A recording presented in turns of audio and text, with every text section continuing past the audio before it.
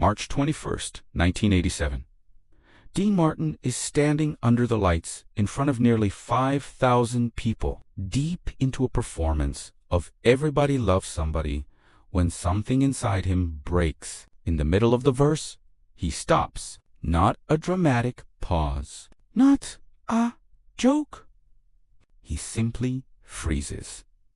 His eyes drift toward the wings of the stage. The color drains from his face. Without explanation, he lowers the microphone, lets it fall to the floor, and walks off stage. The audience laughs nervously, assuming it's part of the act. Another Dino moment. But behind the curtain, Dean Martin's life has just been shattered. His son, Dean Paul Martin, is dead. And what follows over the next 48 hours exposes a side of Dean Martin the world never saw. A father so completely destroyed that he would never truly return. To understand the weight of that moment, you have to understand who Dean Paul Martin was. He wasn't just the son of a famous man. He was Dean's pride, his anchor, his proof that something good and permanent had come out of a chaotic life. Born on November 17, 1951, Dean Paul grew up surrounded by fame, but he never leaned on it. Where many children of celebrities struggle, he was a gifted athlete, a competitive tennis player with discipline and drive. He was a musician, forming the successful pop rock group Dano, Desi, and Billy, carving out his own identity rather than hiding behind his last name. He acted in film and television, and beyond all of that, he chose service. He became a captain in the California Air National Guard, flying F-4 Phantom fighter jets, one of the most demanding aircraft of its time. To Dean Martin, his son wasn't just talented, he was brave, grounded, and decent. Everything a father hopes his child will be.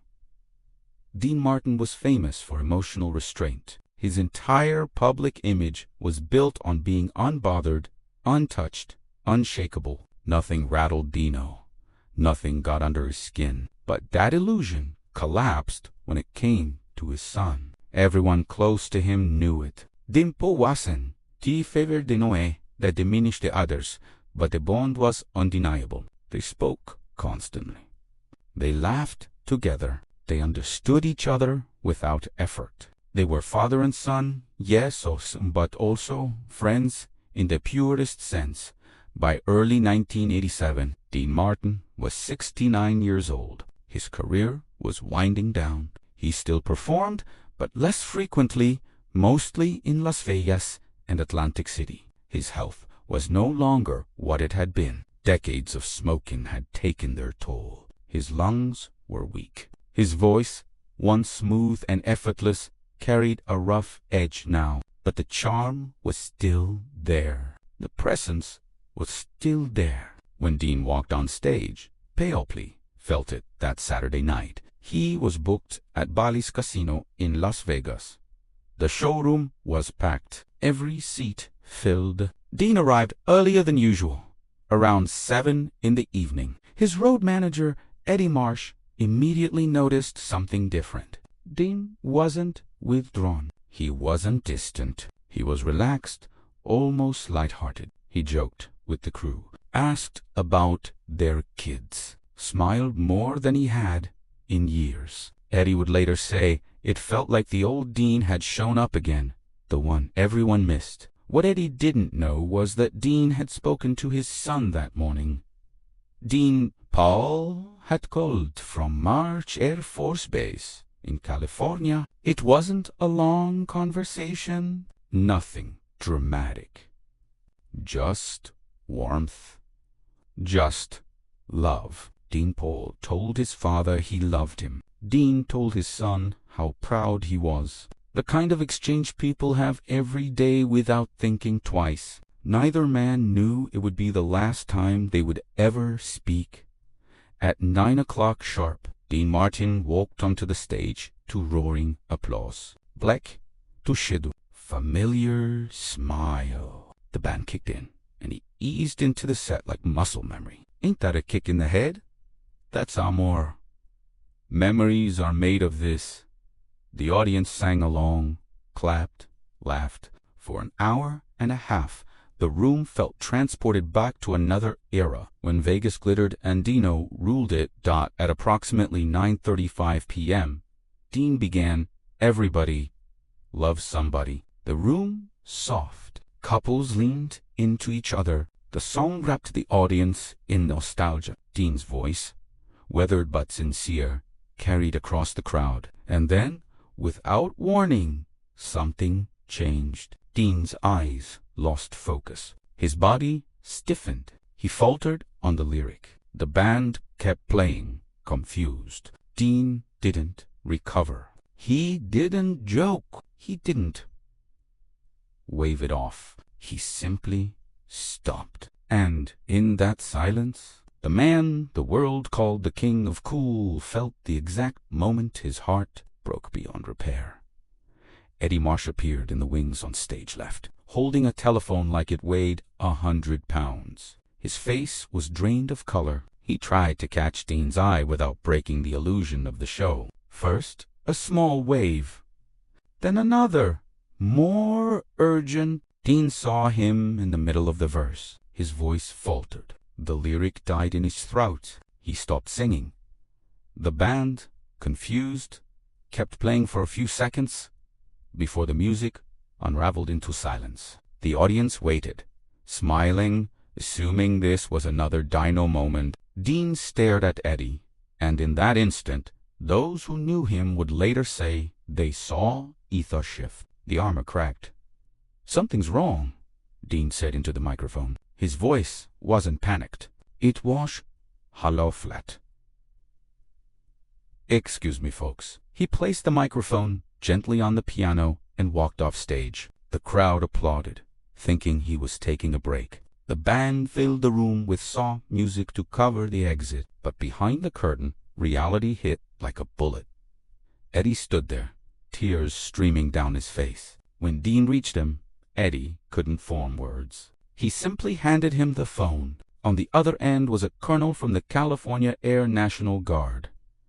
"Mr. Martin," the voice said carefully, "professionally, I'm calling about your son, Captain Dean Paul Martin." Dean's hands began to shake. "What happened?" "Sir, I'm very sorry to inform you that your son's aircraft crashed during a training exercise this afternoon at approximately 4 p.m. The plane went down in the San Bernardino Mountains. There were no survivors." The phone slipped from Dean's hand and hit the floor. He didn't scream. He didn't collapse. He just stood there, staring into nothing, as if the world had gone silent. Eddie reached for him, but Dean pushed him away and began walking mechanical toward his dressing room.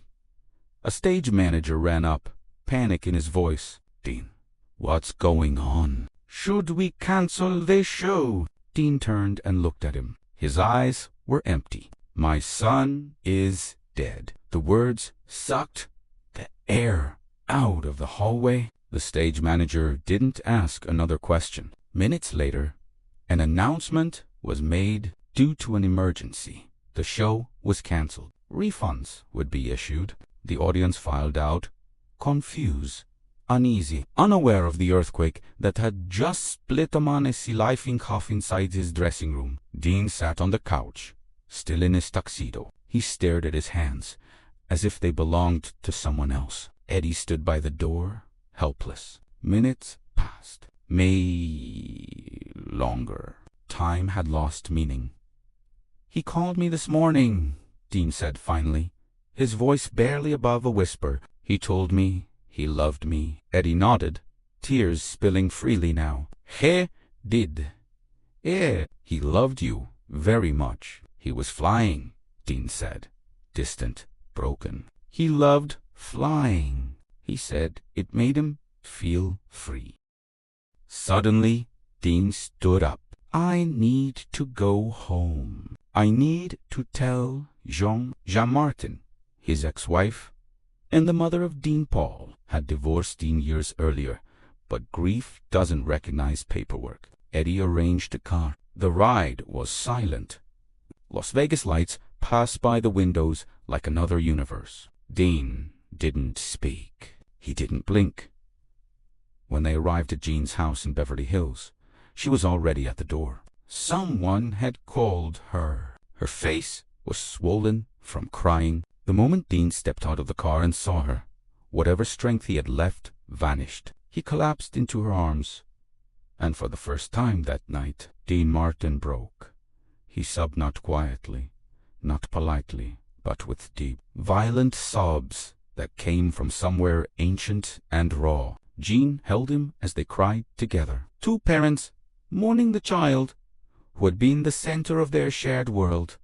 By morning, March 22, 1987, the headlines were everywhere. Dean Paul Martin, killed in jet crash. Cameras surrounded the house. Reporters waited on sidewalks. Microphones hovered like weapons. The world wanted a statement. They wanted the King of Cool to say something profound.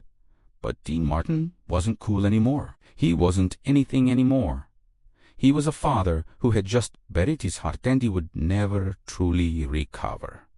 The details of the crash were brutal and final. Dean Paul Martin had been flying an F-4 Phantom II on what was supposed to be a routine training mission over the San Bernardino Mountains. The weather that afternoon was unforgiving, thick cloud cover, poor visibility, and rapidly shifting conditions that turned the sky into a wall of gray. At approximately 4 p.m., his aircraft vanished from radar. Air traffic controllers tried repeatedly to make contact. There was no response. Search and rescue teams were deployed almost immediately, but the terrain, with savage steep slopes, snow, and jagged rock faces that made access nearly impossible. For 3 agonizing days, hope clung to the word missing. When the wreckage was finally located high on the mountain, hope ended. The jet had slammed into solid rock at tremendous speed.